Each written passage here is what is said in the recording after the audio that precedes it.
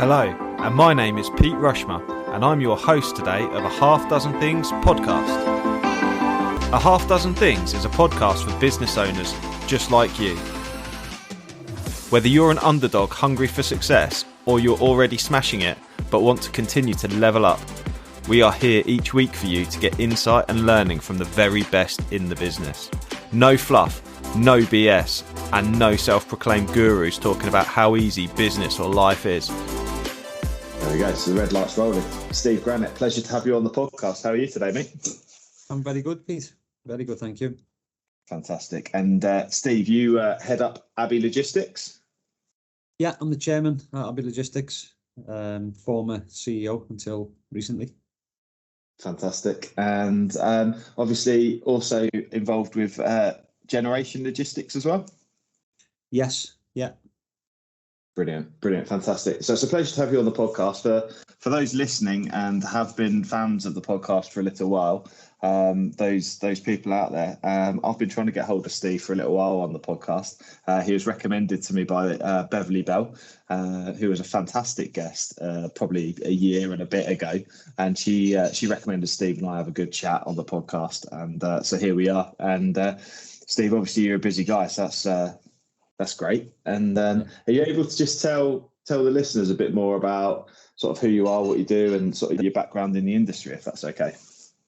Yeah. So as I say, I'm exec chairman of Abbey Logistics. So Abbey Logistics is the UK's largest food tanker transportation company. I've been with the business since 1995. So I joined when I was 15, straight from school. I'd done an apprenticeship with Abbey back in the day, worked in various different parts of the business, from finance to operations, transport planning, in the workshop, everything. Went out with a driver, and then I settled in finance, worked my way up through the business, originally as a management accountant, took over as finance director in 2004. And then later became managing director 2009, I think it was, and then CEO in 2016. So I've been with the business a long time.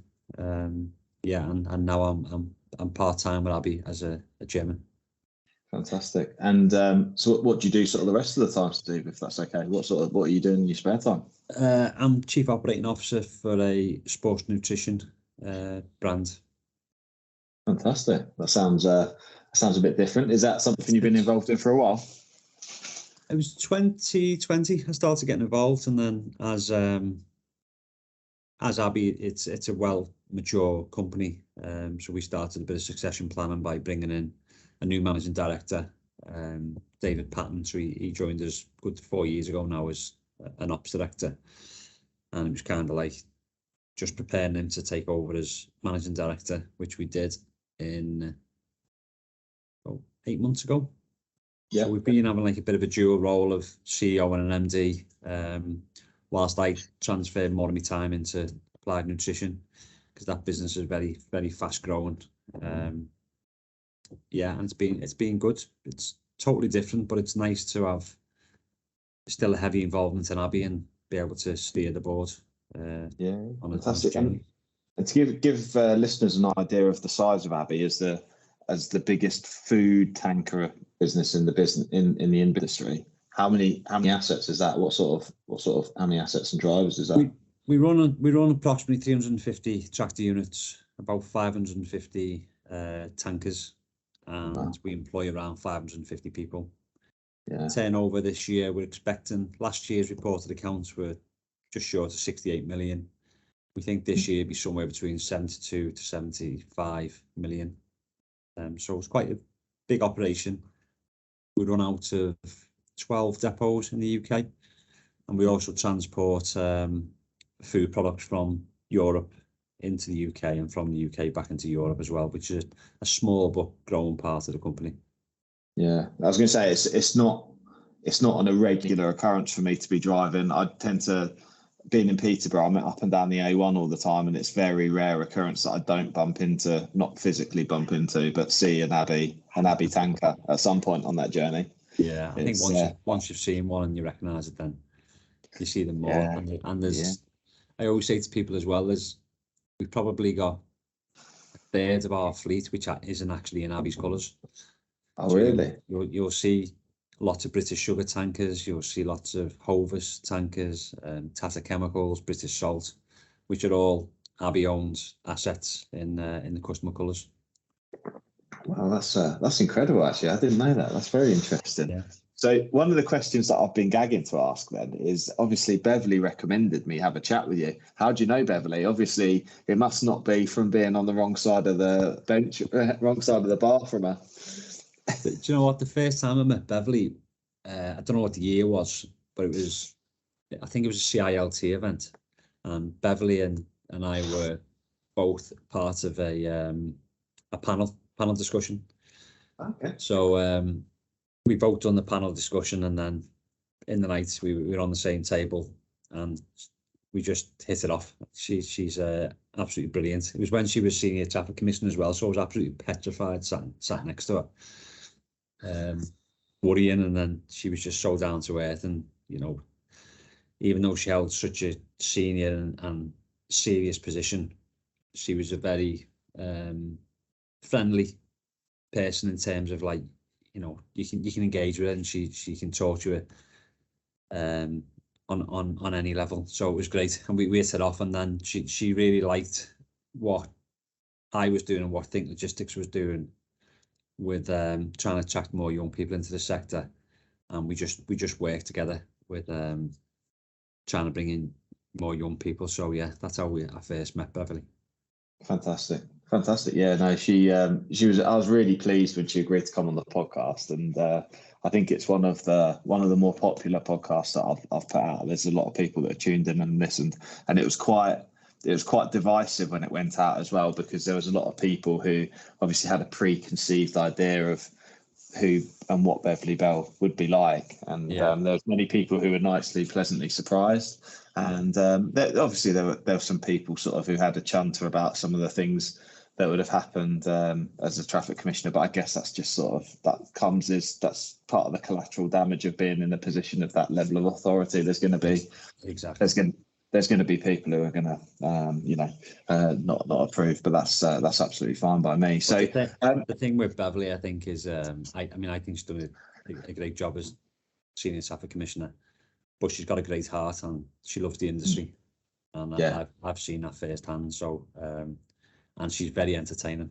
which is when I've been to seminars before and there's lots of speakers and you kind of mentally switching off, and then next minute you hear Beverly's voice and all of a sudden your brain just automatically switches back on because you're interested to see what she's going to say next. Yeah, absolutely. Yeah, fantastic. Okay, so you kindly prepared 6 key things that you're most passionate about in the sector.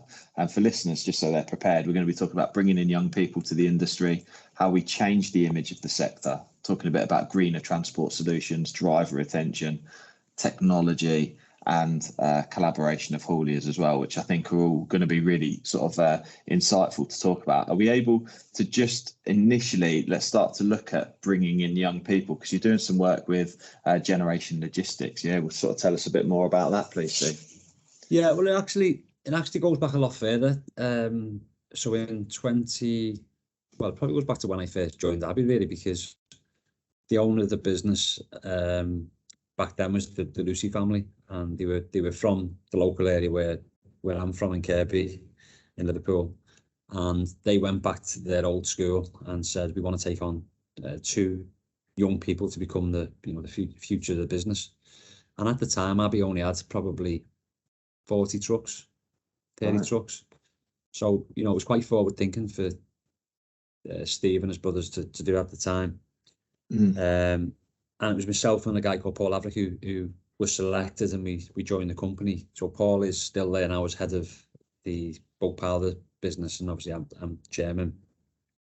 So because that was really good for us personally, when I took over as managing director, about 2012, we've done the same thing. So we went back to the same school. We said we want to take on 2 young people. We employed a young accountant called Luke and a guy who now is one of our senior planners, Paul, still in the business. And we replicated what we did. But this time I was talking to Steve Hobson from Motor Transport, and I was telling him what we were doing. And he said, this is brilliant. Do you mind if we come along and cover it off, as a story? So Motor Transport kindly came along. We went into the school, we delivered a workshop on what is logistics. And it was that session that Think Logistics was born, because we had about 50 kids in the session. And the first question I asked them, and I honestly didn't expect this response, I said, who knows what logistics is? And it was just an icebreaker question for me. I wasn't expecting one hand to be put up. I just expected everybody to know what logistics was. And we just get the conversation going.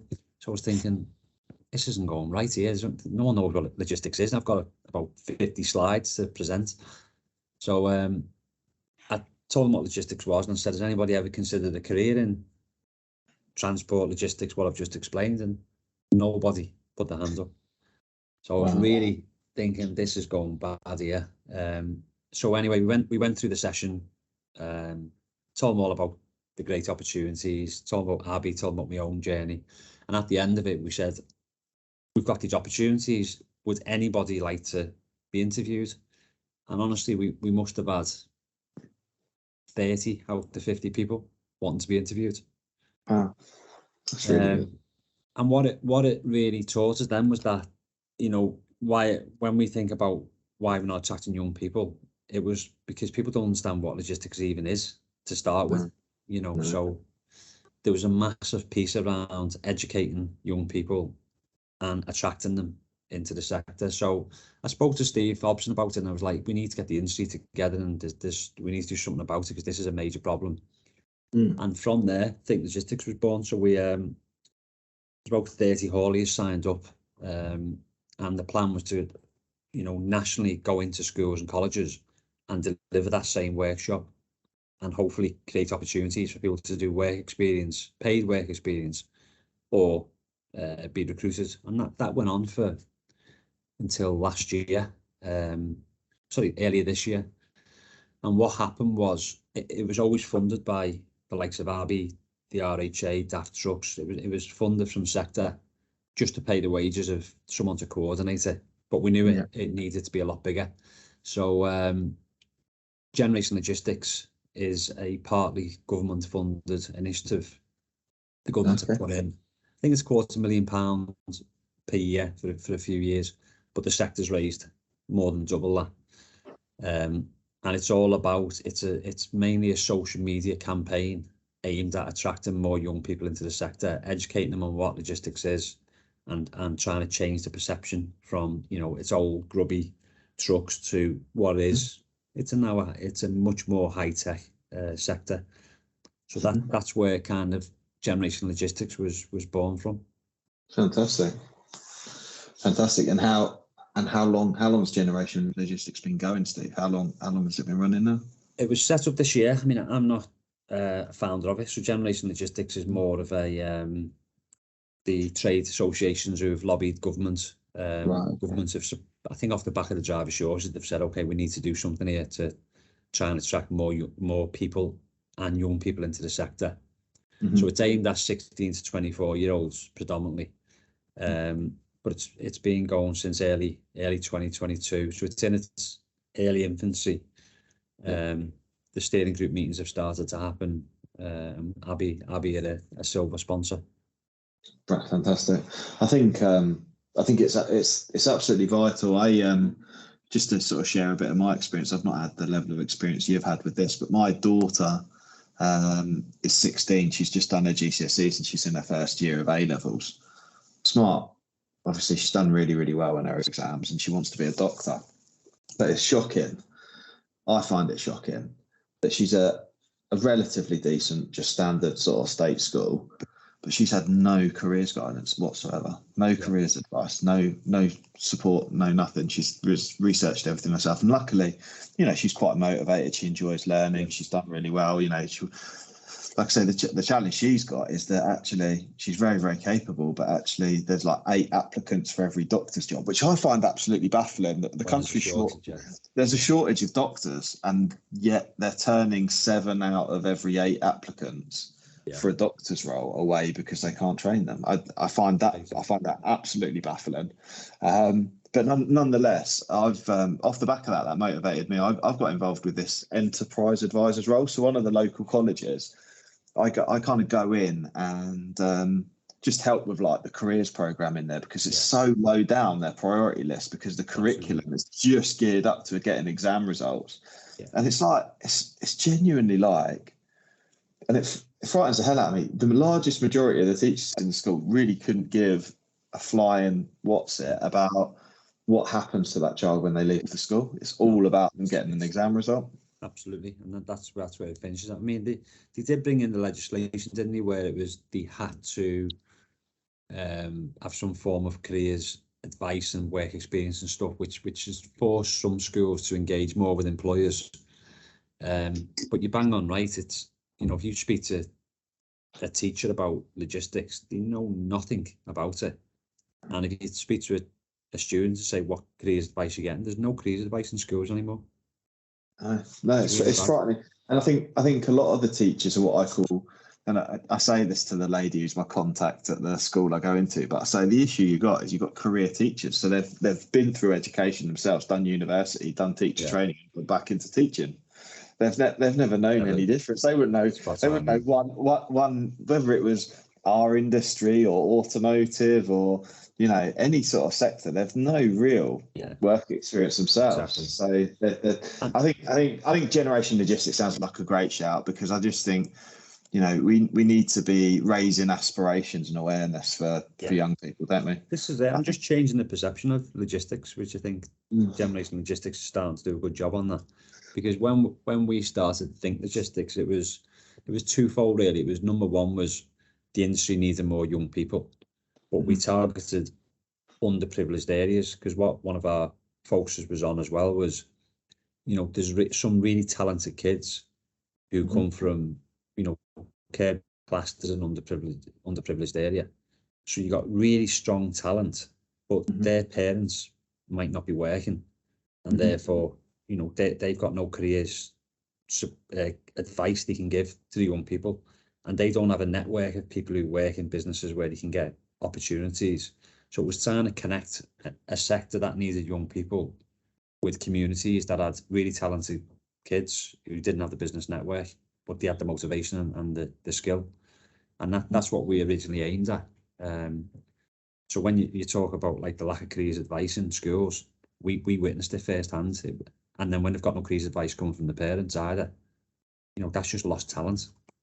Yeah, absolutely is. And their prospects are, it's almost heartbreaking, isn't it, a little bit when you think about it, because you can't get to every kid either, can you? No, you can't. And the danger is if they don't find their way into employment, that they drift into other things.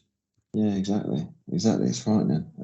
Okay, so just from an awareness point of view, I suppose, and hopefully this will become a good asset for us to point people towards when, if they're thinking about coming into a career in logistics in the future.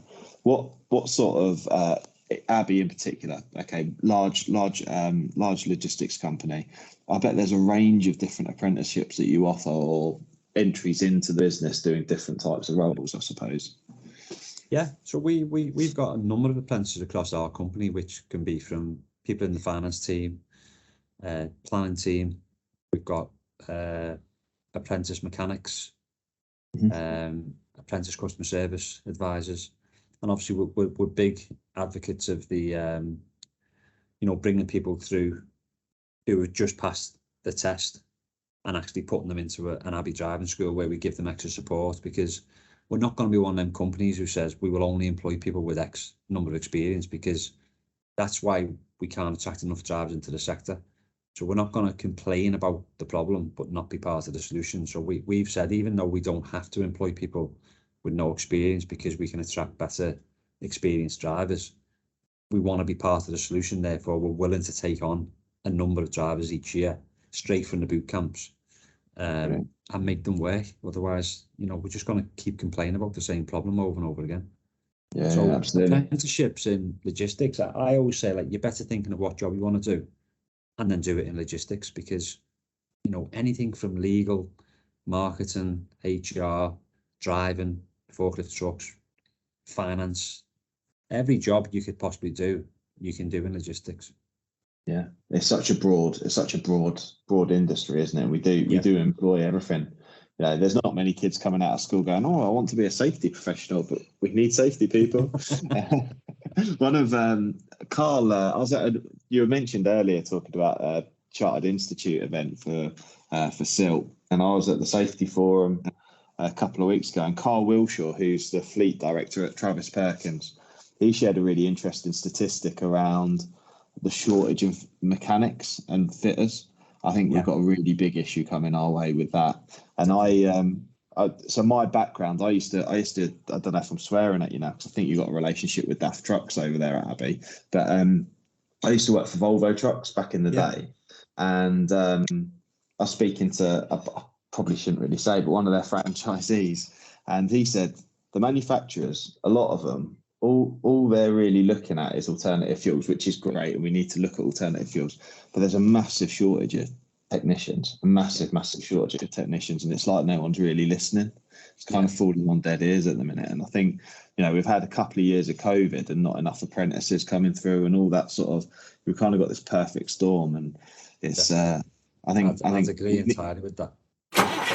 Hi, it's Pete from Flagship Partners. We're proud to sponsor a Half Dozen Things podcast. Flagship Partners help their clients become safer, greener and greater through a range of consultancy and training services. We offer audits through to risk assessments, contracts through to support with managing your culture, all the way from mandatory training through to management training as well. So if you need any support, please do get in touch with Flagship Partners today. Yeah. I think it's I think it's replaced potentially the driver. I'm not saying the driver issue's over, but I think we're doing a lot of stuff now to deal with that. But I feel like we need to now look at the technician shortage and deal with that. I think that's becoming a really pressing issue about roadworthiness of vehicles. Yeah, and that's what generalist logistics looks at. It's not, this for certain is not just a driver issue. Generalist logistics is about promoting the wide range of positions available, including engineers and mechanics. Hopefully, I mean, it's a long game strategy. It's not one where you say, how many did it recruit this year? It's a change in the image and the perceptions. It takes a long time. I was going to say, that's a nice little segue into the second one, which is around changing the image of the sector. So tell me a bit about sort of what you see the image of the sector is currently, and sort of what we can do to improve it, I suppose. I think Beverly Bell described it probably the best I've ever heard someone describe it, which was, and I probably missed something out here, but she said pale, male, stale. Yeah, and that's what people think of it. They think it's like, scruffy drivers in dirty trucks that are just polluting the environment, where we all know, people in the sector would know it's not. It's actually quite a high-tech industry. Don't get me wrong, there's elements of the industry that are like that. But the vast majority, if you think of some of the big 3PLs, the robots they use, and some of the technology now in logistics is just, it's way ahead of most other industries. And I don't think we do enough to promote that side of what logistics is. If you look at what's coming up in terms of alternative fuels and electrification, the sector is going to go through another revolution, and that is a prime opportunity for it to reinvent itself. I think you're absolutely right. Yeah, absolutely. Yeah, stale, pale, and male. I remember that. Saying that. Yeah, and it is. And to an extent, I think things are definitely improving, and I think we need to work hard to continue to improve them, don't we? Yeah, 100%. Yeah, fantastic. Okay, so we sort of touched on that there about sort of greener transport solutions. So, are you able to just sort of, are you guys at Abbey getting involved? Are you trialing, alternative fuels? How's that looking for you? Yeah, so we're looking at, I think from our point of view, we look at, we're running all 44-ton vehicles, so we're kind of, you could say, okay till 2040, but we're not taking that view on it. So our slogan is on the road to a greener future. And that's because we genuinely want to drive down carbon emissions. We're majority owned by private equity company who have part of their big value is on ESG, and it's not just a box tick, it's a genuine, right, what is our carbon, now we're going to reduce it. So we're working hard to look at alternative fuels. We had a strategy day yesterday where we set out our plan for quite an aggressive carbon reduction plan. I can't go into the details of what we're going to do, but what we will look to do is to switch elements of our fleet to an alternative fuel starting from next year, and we've got some percentage targets. The restricting factor is going to be, will customers pay the premium, and will we have the infrastructure in the right place for it to roll out at the pace we want to roll out at? And what we're considering doing, we're talking to some of the big alternative fuel providers at the moment. Obviously we have 13 depots in the UK, but what we may look to do is to see how we can work with other people to try and build up a network of these alternative fuel refueling stations and just have a bit of collaboration, Yeah. Okay. I think that sounds like a good thing. And obviously we're going to talk about, I suppose now's probably a good time to talk about collaboration of hauliers then, because it kind of leads into it. So I know at the time when I was with Volvo, we were starting to look at various gases and that kind of thing. And I think the issue we've come up against, like, obviously from a 44-ton point of view, electric's a bit of a challenge, isn't it? So, and obviously the range is a challenge. So we need to look at various gas options and hybrid fuel type solutions, which some of, there's been variations of these out and about for a little while now, but ultimately the challenge is the infrastructure to be able to support it at a great depth. What needs to happen? I suppose when you talk about this at board level, what needs to happen from an infrastructure point of view for us to be able to support sort of bigger fleets with alternative fuel options? You go around in a circle every time you start to look at alternative fuel. So everyone, or not everyone, but a big majority of hauliers have a good intention to say, let's look at alternative fuels. Mm-hmm. We've done it a number of times in Abbey and said, right, let's kickstart off and let's look at this contractor started on. But you always come back to two things: either the costs are prohibitive or the infrastructure isn't there. The problem you've got as well is there's too many options at the moment. You can go CNG, LPG, HVO, electric, and no one yet is putting the chips on anyone in any one of those bets in a big way, enough for people to say, right, I'm going to go this way. So we were speaking about, does it need government intervention where they say, okay, we're going to go out with a network of whatever alternative fuel to give people a chance to start doing it. But they're not going to do that. It's going to be a market driven decision. So where we've got to now is to say, okay, the alternative fuel we've identified, we think we've got a good source of it, good supply of it. Our vehicles will work on this this alternative fuel quite easy. The cost is more per litre. So our approach is this: it's going to be, we're going to commit a percentage of the fleet regardless of if someone pays for it. We're then going to be speaking to customers to say, okay, you now have an option. We believe, we run 50 trucks for you. Looking at your routes, we reckon we could put 25 trucks on within 12 months on this alternative fuel. The cost is going to be X.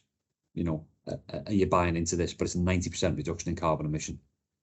So we believe our customer base, which is predominantly global food companies, a high percentage of those people will want to invest in that carbon reduction. And we're going to contribute towards it. So that's great on a smaller scale. And what we want to try and do is dot them around little opportunities around the country where we'll invest in the tanks, in the fuel tanks, we'll get the supply set up, we'll operationally execute it. Then it's a case of joining the dots. So how do I join the dots so that I can say, right, now I can switch my whole fleet, because it's a network fleet, onto this alternative fuel? And I think the only way of doing that, because I don't have enough depots around the UK, is to collaborate with other hauliers.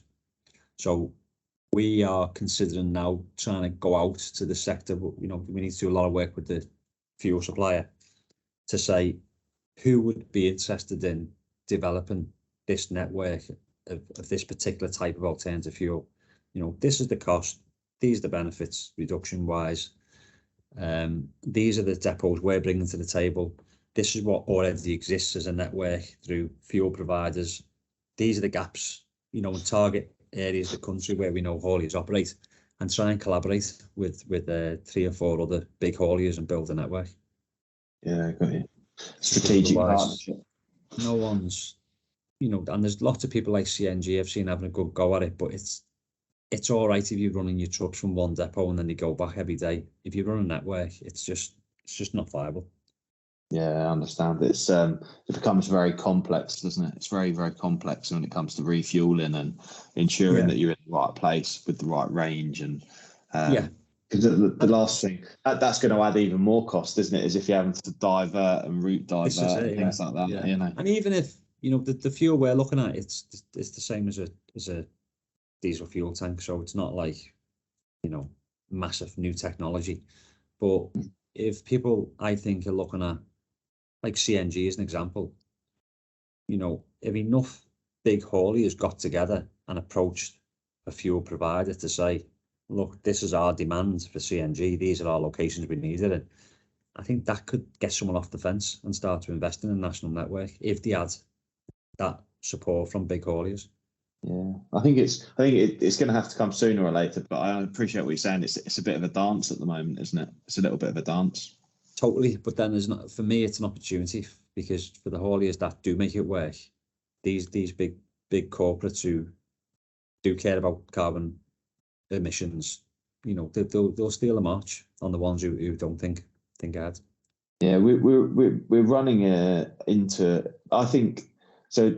The news is painting the economy as a bit of doom and gloom, but I think we're approaching quite an interesting time to be around, because I think that the economy is going to have to change, where we see the cost of consumer goods increase, and we need to take into account, that we can't. For years and years now, we've been running on like buy the cheapest thing, ease, accessibility. Go on Amazon, you can have. You type one item in and you've got a range of different stuff to pick from. And I think we've got to start to evolve to be a lot greener in how we choose stuff. We might have less, more of a limitation on the different options that we've got when we buy stuff, and pay and have a move towards quality.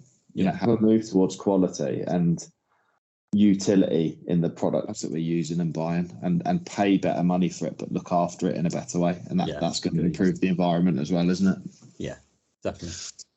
So fantastic. Okay, bro. So the next thing, the fourth thing that we were going to talk about was around driver retention. So obviously that's a bit of a challenge, and I work with a lot of the smaller hauliers, much smaller than yourselves, and I think it's a big challenge getting drivers engaged in a business, and a lot of hauliers will just, they've got their strategies. It might be by having the best, shiniest trucks, or it might be, they try and pay the best money. But I think there's got to be a bit of a more holistic approach, and it'll be interesting to sort of see what your insights there, because there's a bigger organisation you must be attracting, as a sort of thoughtful industry leader.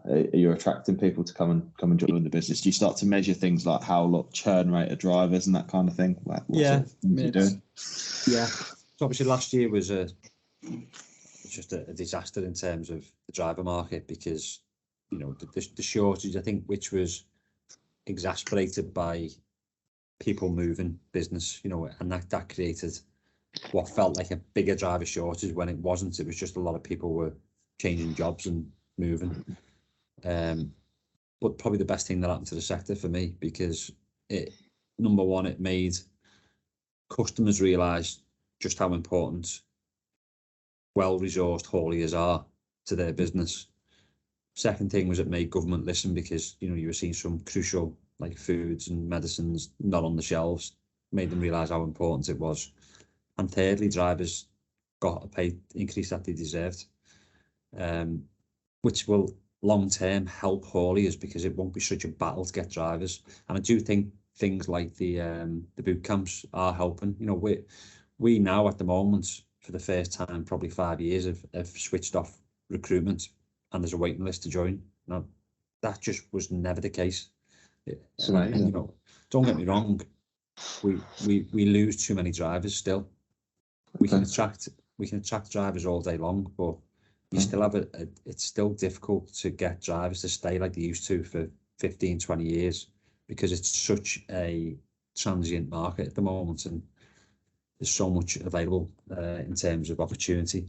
So we've done so many things particularly since last year, when the driver shortage really bit the business, and we sat down as a team and said, right, what aren't we doing? You know, I know we're doing a lot to attract and retain drivers, but what aren't we doing?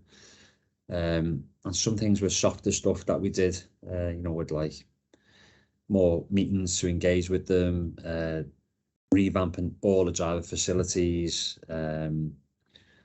like little gestures every month, where you'll get an email on the last Friday of the month with a Costa coffee voucher to say go and get a coffee on us, or in the summer it was cold drinks at depots.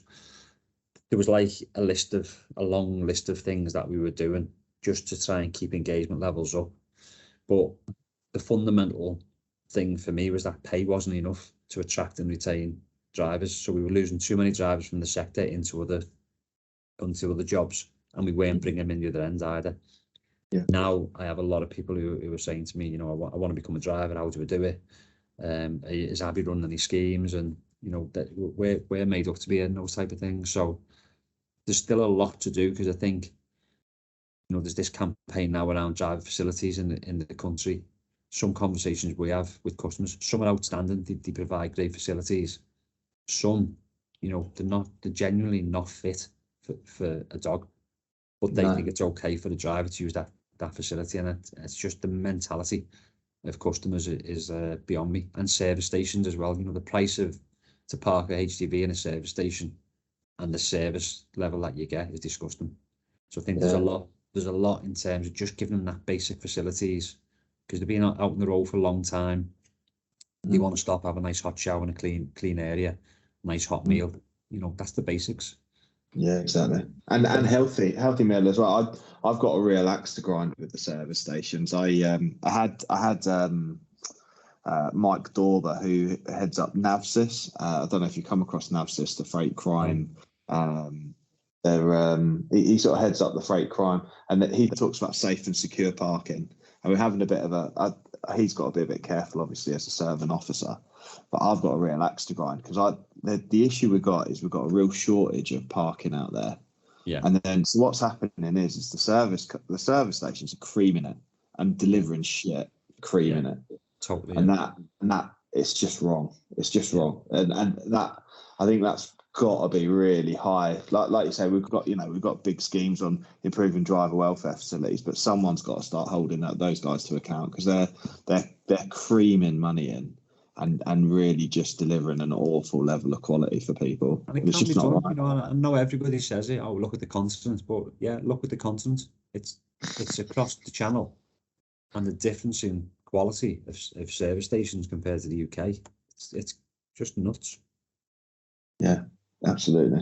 I drove. But that's not the only issue. You know, the thing with the whole driver market, there's no silver bullet for driver retention.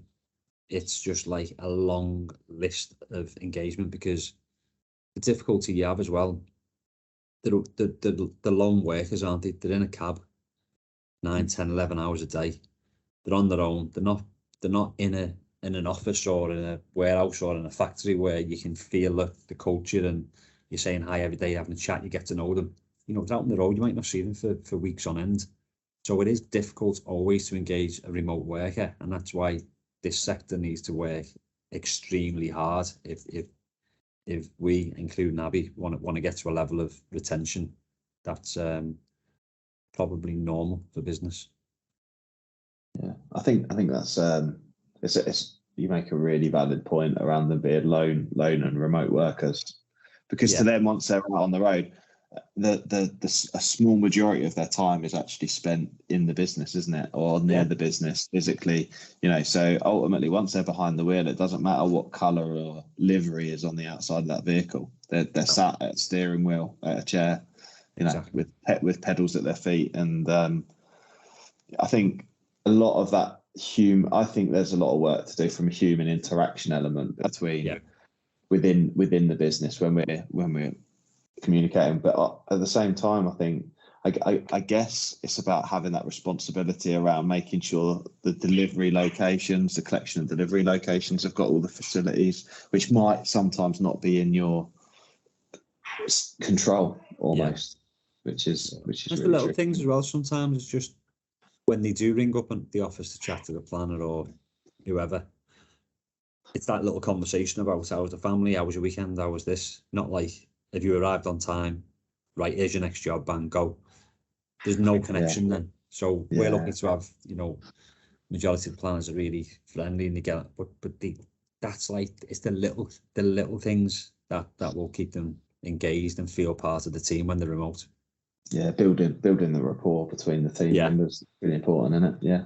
Oh, fantastic. So it's a big thing on my agenda, rapport between drivers and their work colleagues. I think it's something that we don't probably talk or do enough about, and I think that'll make a big difference, building rapport. And I say that in an offhand comment because I think building rapport takes training and development. I think we need to invest more in people to help sort of build those skills around building rapport. It's not natural to some people, and particularly for planners, to be fair, they're also under time pressure and they don't have time for small talk, but that small talk is crucial sometimes. Yeah, absolutely. I think I suppose as sort of leaders in the business, we've got to give them an opportunity to have the time to do the small things. Okay, mate. Well, so the next thing was around technology, and you've put in brackets Uber. So I'm quite interested to hear sort of what you mean from a technology point of view. Tell me a bit more about that, Steve. Customers will probably laugh when they watch this, because we bought out a handheld system that gave them access to where's my vehicle like 10 years ago when it was designed ourselves. It's outdated now, and it does probably what most of the companies are offering. But when we talk about technology and particularly TMS, but we had this conversation yesterday. When we're looking at a new TMS, I'm more concerned about what will the customer experience from the new TMS than I am in terms of what will the business experience.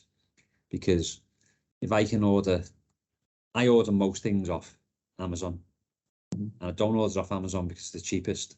I order it because within about 3 clicks, I can get it next day, and I can get a notification of when it's on its way, when it's arrived, and one swipe and it's got all my details. So I do it because it's easy and it's great communication. Same with Uber. I don't want to be stood in the street with raining, waiting for a taxi that may never come. I just want to go on my app, press it, sit in my comfy seat, and then wait for it to tell me he's outside, and I go outside, and it's prepaid. I don't have to get cash out. And it's all about ease and communication and tracking where things are up to. So my thing in our business is, I say, well, why can I order something for £1 and get or pay a taxi driver £5, take me from A to B, and get that level of service and ease of use of an app? But if one of our customers order 50 grams worth of chocolate in a tanker, they probably have to phone the office to find out where it is, and then we have to phone the driver to find out where he is. And then I know we've got technology, but it's never as good as Uber and Amazon. So when I talk in our business about the system we're going to implement, it's got to be Uber, Amazon, DPD level of service to the customer. Everything else behind that is great, but the customer has to say that's probably the best app for bulk transport on the market. Because as I say, why can you order something for £1 or £5 and get that level of service, but not a full truckload? Fantastic. And are you building the software at the moment, are you? Yeah, well, we've started on one of our contracts in terms of putting the system in, and then the plan would be to roll it out across the whole company. But we really want to make it something, future proof it and make it ahead of its time. So it's going to take a lot of hard work, and we don't want to rush it. It's you make me smile, because I've been looking at building a software solution for the compliance stuff that we do, and I don't mean that there's hundreds of tachograph analysis companies out there and that kind of thing, but there's not really anything. If you had a question like what, this has happened, what should I do next, and something that tells you all the steps that you should follow from a compliance point of view. But building software is really expensive. It's really expensive, and you've got no guarantees either of you. And it terrifies me. The idea of putting the system, always terrifies me. But you've just got to go with it, because you've got to stay ahead of the game. And it is terrifying. That's our view. It is terrifying, and I think the issue I've got is, I'll go to the marketplace, and there's stuff that's been designed. I've made, even as a startup business, when we talk about us as comparative minnows compared to Abbey, but I sort of look at the mistakes I've already made on getting off the shelf software, and I bought off the shelf software, and it's kind of been designed for another thing, and we're kind of trying to use it the best we can, and it's like, you're never going to get this sort of perfect solution. No, I think we'll take an off-shelf one, and then we'll work with that business, which we have been, to tailor it and really, hopefully advance it. Fantastic. That sounds. I'll be interested to hear more about that. So the final thing was around collaboration of hauliers. So we've sort of discussed that a little bit with the sort of alternative fuels. Did you have anything else in mind when you were talking about collaboration of hauliers in the future, Steve? No, it's probably something that we've done through Think Logistics. That was all about as well. One of the other things was lots of people doing their own thing and delivering mixed messages, or maybe duplicating effort. And that's one of the things we did with Think Logistics, was to say, look, why doesn't everyone present the same message? You can tailor it to your business, but let's give a consistent message in a consistent way through one organisation. And as I say, it's gone full circle now. It's formed into the new Generation Logistics, which we've said, okay, look, we don't want Think Logistics and Generation Logistics, so let's just put Think Logistics into Generation, which again is just collaboration. So we've done it on attracting young people, changing the perception. I think the alternative fuel, I think collaboration in the sector could be a really game-changing initiative. And the good old sharing of volume, there's plenty of opportunities where you don't have to be in the same sector, but where people have resources not being utilised when others need it.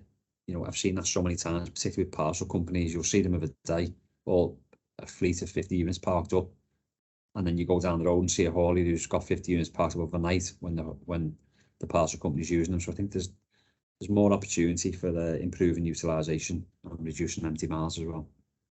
Yeah, that sounds like a really positive move. I think it's nice to move people away from this silo. As an industry, we've been a little bit siloed, I think, previously, and it's good to start to get the collaboration and the dynamic thinking as well. And it goes along with what we were saying before about encouraging a more diverse workforce in the logistics sector as well. I don't know if you read, but I read a book recently by Matthew Syed called Rebel Ideas, which is about this thing called cognitive diversity. So we don't solve new problems with the same thinking. We kind of need people who all think differently about the same challenges to overcome solutions. Steve, you've been an absolute gent, mate. Been an absolute gent. I really appreciate you taking the time out of your busy schedule to come and have a chat with me and have share your insights with the listeners. I think they'll have found it really, really interesting. So listeners, I hope you've really enjoyed having listened to Steve. Connect with him on LinkedIn, Steve Granite, I really hope you've enjoyed it, and we'll see you on a future episode. I really hope you loved today's episode, and if you did, please make sure you subscribe and listen out for future episodes too. Please do share it across your social media channels. We hope to reach more and help more people. If you want to find out more about me, my name's Pete Rushmer. You'll find me across any social media channel and my business Flagship Partners, and we're your partners in success across your business. Thank you. See you again soon.